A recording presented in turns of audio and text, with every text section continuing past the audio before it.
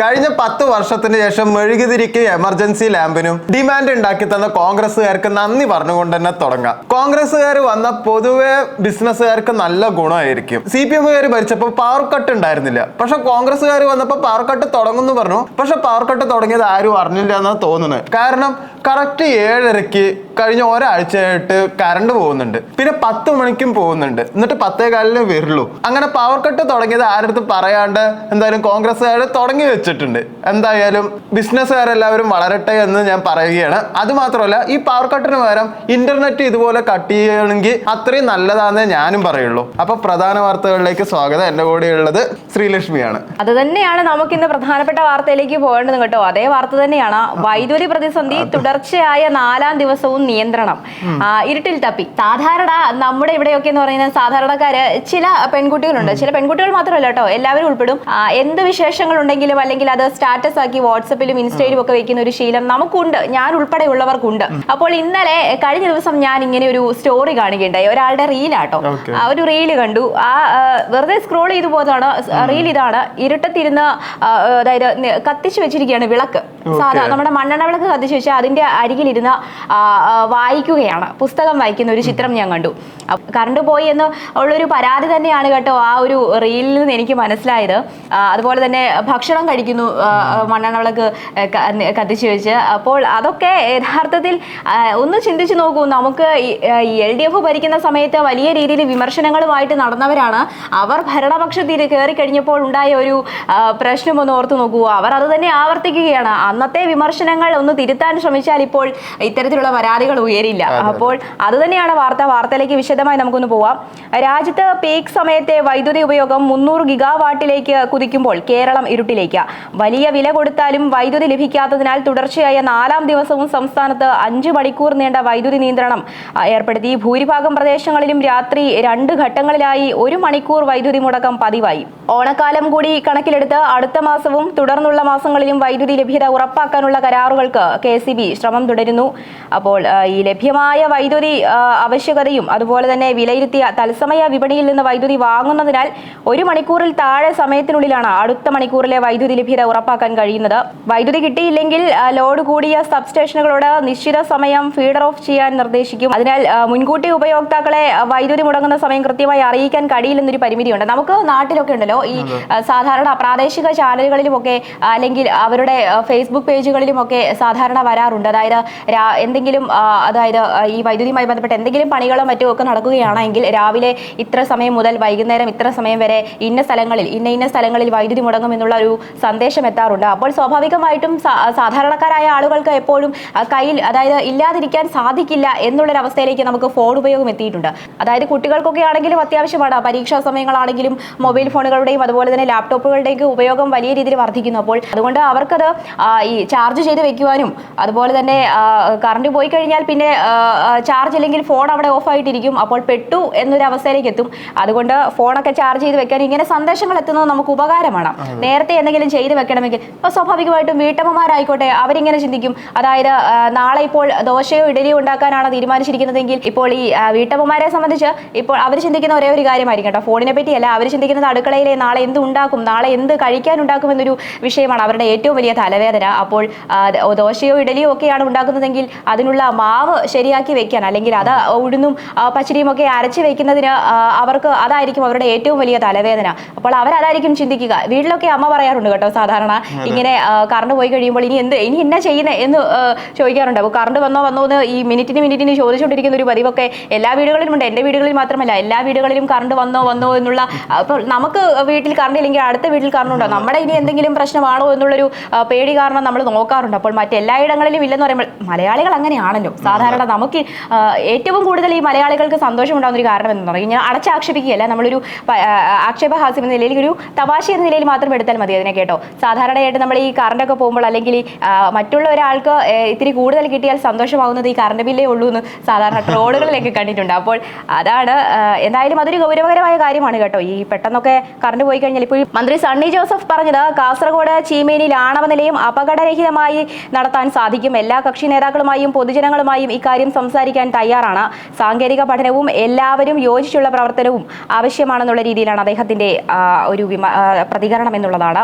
അപ്പോൾ അതാണ് ഇന്നത്തെ വാർത്ത. വലിയ വില കൊടുത്താലും പുറത്തുനിന്ന് വൈദ്യുതി കിട്ടാനില്ല. പുതിയ കരാറുകൾക്ക് ശ്രമിച്ച KSEB. എന്ത് ചെയ്യാനാണ്? ഇരുട്ടിലിരിക്കാനാണ് വിധിയെങ്കിൽ ഇരുട്ടിലിരിക്കുക. ഇനി അത് മാറ്റാനുള്ള സാഹചര്യം ഉണ്ടെങ്കിൽ അത് മാറ്റുക എന്ന് മാത്രമേ അതിൽ പറയാനുള്ളൂ. മഴക്കാലം കൂടി ആയി കഴിഞ്ഞാൽ പ്രത്യേകിച്ച് പറയണ്ടല്ലോ, കറണ്ട് ഉണ്ടാവില്ല.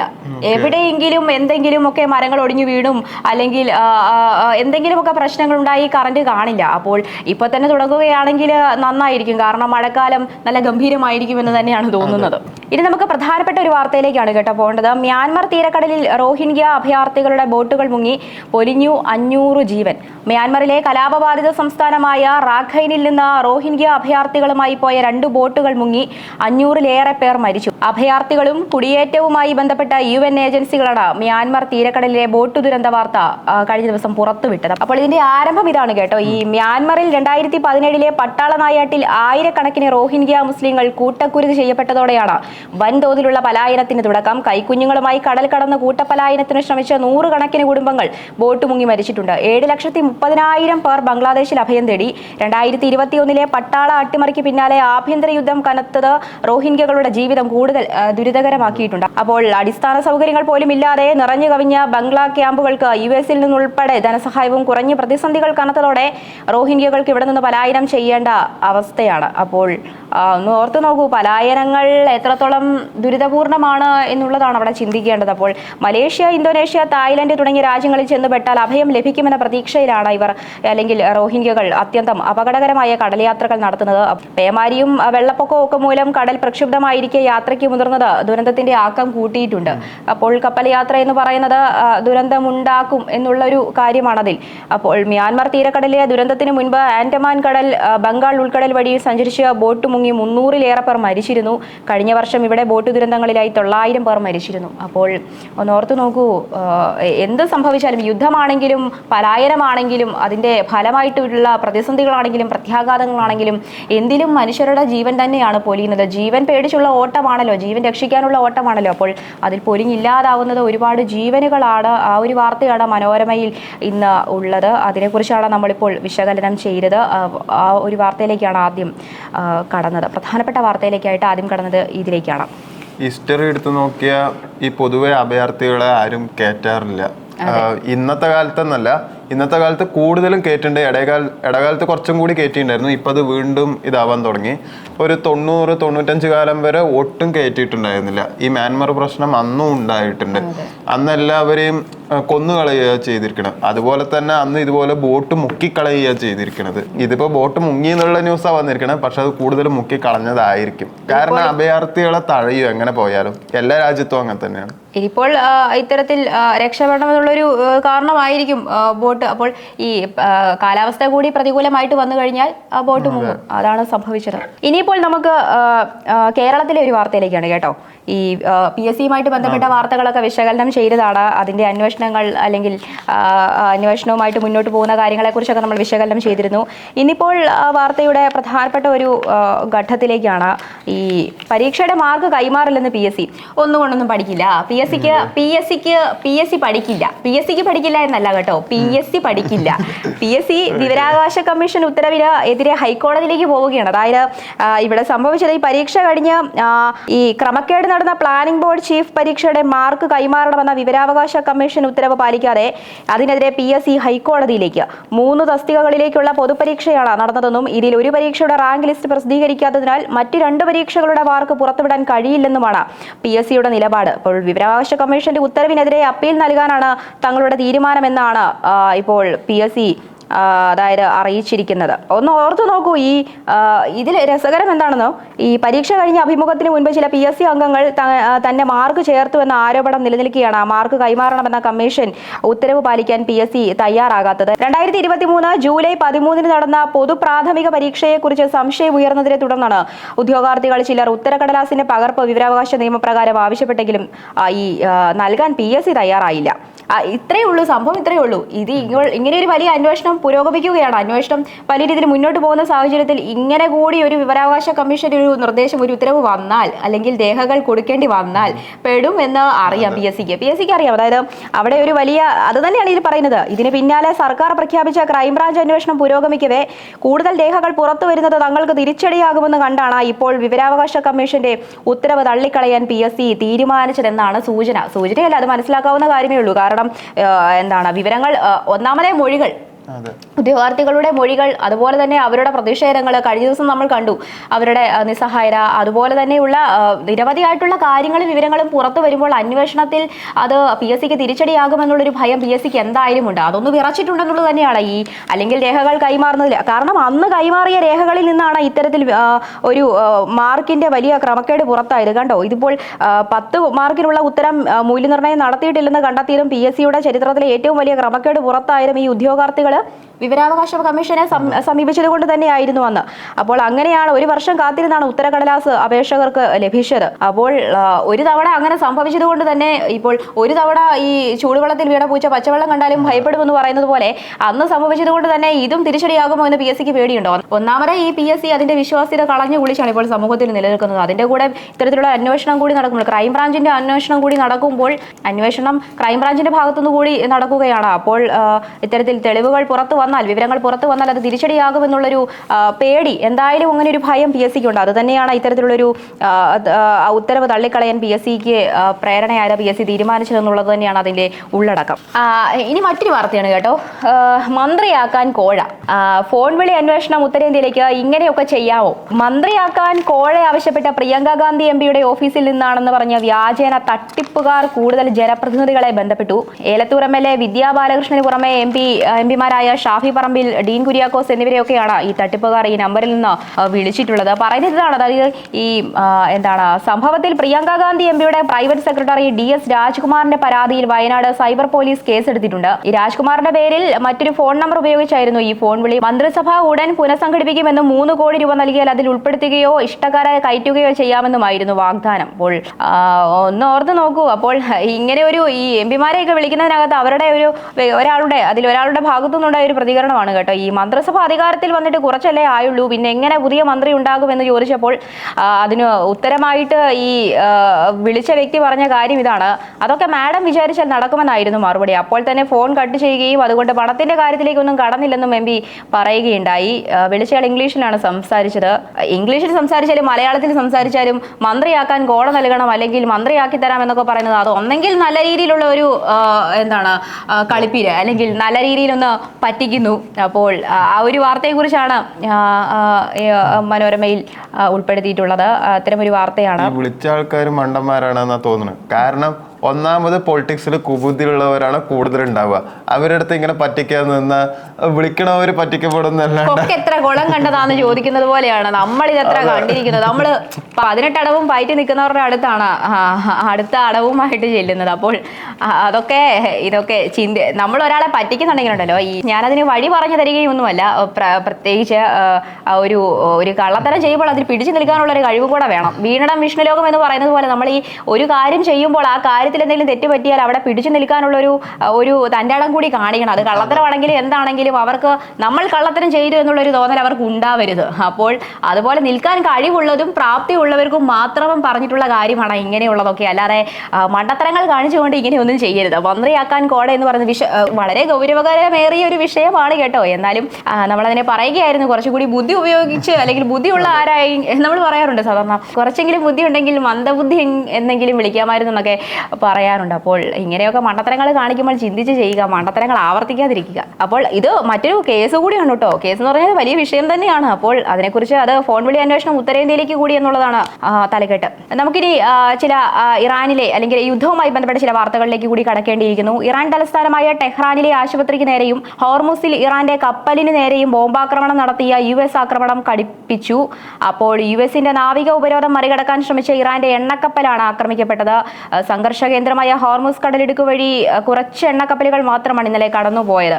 അപ്പോൾ ഇതുമായി ബന്ധപ്പെട്ട് ഇതിപ്പോൾ ഒരു വിഷയം എന്താണെന്ന് വെച്ചാൽ ഈ US-ന്റെ കാടത്തം നിറഞ്ഞ ആക്രമണത്തെ തുടർന്ന് ടെഹ്റാനിലെ ഷാഹിദ് ബഗായി ക്യാൻസർ ആശുപത്രിയിലെ 211 രോഗികളെ ഒഴിപ്പിച്ചതായി ഇറാൻ അറിയിച്ചിട്ടുണ്ട്. അപ്പോൾ ജനവാസ കേന്ദ്രങ്ങളിൽ ആക്രമണം തുടർന്നാൽ മേഖലയിലെ US-ന്റെ സൈനിക താവളങ്ങൾ മാത്രമല്ല മറ്റ് സംവിധാനങ്ങളെയും ലക്ഷ്യമിടുമെന്ന് ഇറാൻ മുന്നറിയിപ്പ് നൽകിയിട്ടുണ്ട്. ഇത് തന്നെ നമ്മൾ എല്ലാ ദിവസവും യുദ്ധത്തിന്റെ വാർത്തകൾ പറയുമ്പോൾ ഒടുവിൽ പറയുന്നതാണ് ഈ സാധാരണക്കാരായ ഇപ്പോൾ ക്യാൻസർ രോഗികൾ, അതായത് ആശുപത്രിയിലെ 211 രോഗികളെയാണ്, ക്യാൻസർ ആശുപത്രിയിലെ രോഗികളെയാണ് അവിടെ നിന്ന് മാറ്റിയിട്ടുള്ളത്. അതിന്റെ പ്രത്യാഘാതം അനുഭവിക്കുന്നത് ആരാണ്? ആ പാവപ്പെട്ട മനുഷ്യരാണ്. ഒന്ന് ഓർത്ത് നോക്കൂ, യുദ്ധം ചെയ്യുന്നവർ അങ്ങേ തലയ്ക്കും ഇങ്ങേ തലയ്ക്കും ഇരുന്ന് അങ്ങോട്ടും ഇങ്ങോട്ടും വെടിവയ്പ് നടത്തുമ്പോൾ അല്ലെങ്കിൽ കപ്പലുകൾ ആക്രമിക്കുമ്പോൾ നഷ്ടപ്പെടുന്നത് മനുഷ്യരുടെ ജീവനാണെന്ന് ഓർക്കുക. അതായത് ഇറാൻ ആണെങ്കിലും എന്താണെങ്കിലും ആ രാജ്യത്തുള്ള ജീവന്റെ വിലയുണ്ടല്ലോ. അപ്പോൾ ഈ യുദ്ധത്തിന്റെ ഒക്കെ പ്രത്യാഘാതങ്ങൾ അവസാനം വന്ന് ബാധിക്കുന്നത് ഈ മനുഷ്യരുടെ ജീവിതത്തിലേക്കാണ്. ആ ക്യാൻസർ ആശുപത്രിയിലെ ആളുകളുടെ സാധാരണ അവരുടെ മാനസികാവസ്ഥ ഒന്ന് ഓർത്തു നോക്കൂ. അതിനോടൊപ്പം ഇത്തരത്തിലുള്ള ഒരു അവസ്ഥയും കൂടെ ഉണ്ടായിക്കഴിഞ്ഞാൽ എന്തായിരിക്കും എന്നുള്ളത് എന്ത് ചെയ്യാനാണ്? വലിയ ഭരണാധികാരികളാണ്, ചിന്തിക്കാനുള്ള കഴിവില്ല എന്ന് മാത്രമേ അതിൽ പറയാനുള്ളൂ. അതുപോലെ തന്നെ ഈ ഹോർമുസ് സംഘർഷം കാരണം ഇന്ത്യൻ നാവികരെ നിയമിക്കുന്നതിന് സർക്കാർ ഒരു നിയന്ത്രണം കൊണ്ടുവന്നിരിക്കുകയാണ്. അതായത് യുദ്ധം ആരംഭിച്ച ഫെബ്രുവരി 28 മുതൽ ഇതുവരെ 13 ഇന്ത്യൻ നാവികരാണ് കൊല്ലപ്പെട്ടത്. അപ്പോൾ അങ്ങനെ ഒരു സാഹചര്യത്തിൽ വന്ന ഒരു നിർദ്ദേശമാണ് ഹോർമുസ് കടലിടുക്കിലൂടെ കടന്നു പോകുന്ന കപ്പലുകളിൽ ഇനിയൊരു അറിയിപ്പ് ഉണ്ടാകുന്നതുവരെ ഇന്ത്യൻ നാവികരെ നിയോഗിക്കരുതെന്ന് directorate general of maritime administration കപ്പൽ കമ്പനികൾക്ക് നിർദ്ദേശം നൽകിയിട്ടുണ്ട്. അപ്പോൾ അത്തരത്തിൽ വലിയ രീതിയിൽ 13 ഇന്ത്യൻ നാവികരാണ് കൊല്ലപ്പെട്ടത് കേട്ടോ. ഈ യുദ്ധം ആരംഭിച്ചത് ഫെബ്രുവരി 28 അന്നു മുതൽ ആരംഭിച്ചാണ്. അപ്പോൾ അന്നു മുതൽ നഷ്ടപ്പെട്ട ജീവനുകളാണ് ഇത്. അതുകൊണ്ട് 13 ഇന്ത്യൻ നാവികർ കൊല്ലപ്പെട്ട സാഹചര്യത്തിലാണ് ഇത്തരത്തിലുള്ളൊരു വലിയ നിർദ്ദേശം പുറപ്പെടുവിച്ചിട്ടുള്ളത്.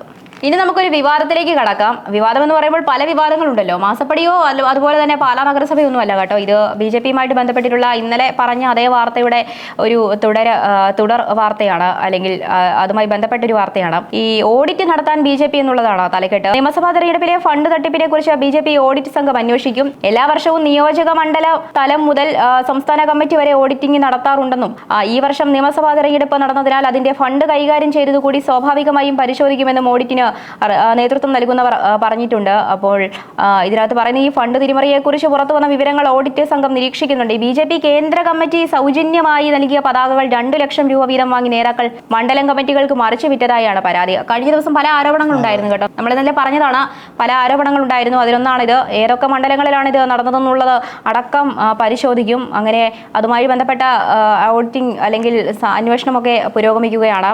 അടുത്തൊരു വാർത്ത ശബരിമലയുമായി ബന്ധപ്പെട്ടതാണ്. ഹൈക്കോടതിക്ക് അതൃപ്തി ഉണ്ടായ ഒരു വിഷയത്തെക്കുറിച്ചാണ്. മുറുക്കാൻ കടയിൽ സൂക്ഷിക്കുന്നത് പോലെയുള്ള സ്റ്റോക്ക് ബുക്കാണ് ശബരിമലയിലേതെന്ന് ഹൈക്കോടതി കുറ്റപ്പെടുത്തിയിട്ടുണ്ട്. ട്രാക്ടർ മുതൽ പ്ലാസ്റ്റിക് ബക്കറ്റ് വരെ 93 തരത്തിലുള്ള സാധനങ്ങളുടെ വിവരങ്ങൾ രേഖപ്പെടുത്തിയ സ്റ്റോക്ക് ബുക്ക് മാത്രമാണ് ശബരിമലയിലുള്ളത്. അതൃപ്തി രേഖപ്പെടുത്തിയ justice V. Raja Vijayaraghavan, justice KV. Jayakumar എന്നിവരുൾപ്പെട്ട ഡിവിഷൻ ബെഞ്ച് ശബരിമലയിലെ ഈ ആസ്തി വിവരങ്ങൾ ഉൾപ്പെടുത്തി സമഗ്രമായ ഡിജിറ്റൽ ഇൻവെന്ററി മാനേജ്മെന്റ് സിസ്റ്റം നടപ്പിലാക്കണമെന്ന് നിർദ്ദേശിച്ചിട്ടുണ്ട്. ഒന്നാമത്തെ വിഷയങ്ങളാണ് സ്വർണ്ണക്കൊള്ള, അത് ഇത് എല്ലാം പ്രശ്നങ്ങളാണ്. അതിൻ്റെ കൂടെ രേഖകളുമില്ല. അതാണെങ്കിൽ ഇതുപോലെ മുറുക്കൻ കടയിൽ സൂക്ഷിക്കുന്നത് പോലെയുള്ള സ്റ്റോക്ക് ബുക്ക് ആണെന്ന് പറയുകയാണ്. അല്ലെങ്കിൽ അത്തരത്തിലുള്ളൊരു വിമർശനമാണ് ഹൈക്കോടതിയുടെ ഭാഗത്തു നിന്നും വന്നിട്ടുള്ളത്. അടുത്ത സ്പോർട്സ് ന്യൂസ് ആണ്. സ്പോർട്സ് ന്യൂസ് എല്ലാവർക്കും അറിയാം, എന്തായാലും ഞായറാഴ്ച ഫൈനലാണ് എന്നുള്ളത്. അപ്പോൾ അർജന്റീനയും സ്പെയിനുമായിട്ടുള്ള ഫൈനലിന് വേണ്ടിയിട്ട് എല്ലാവരും കാത്തിരിക്കുകയാണ്.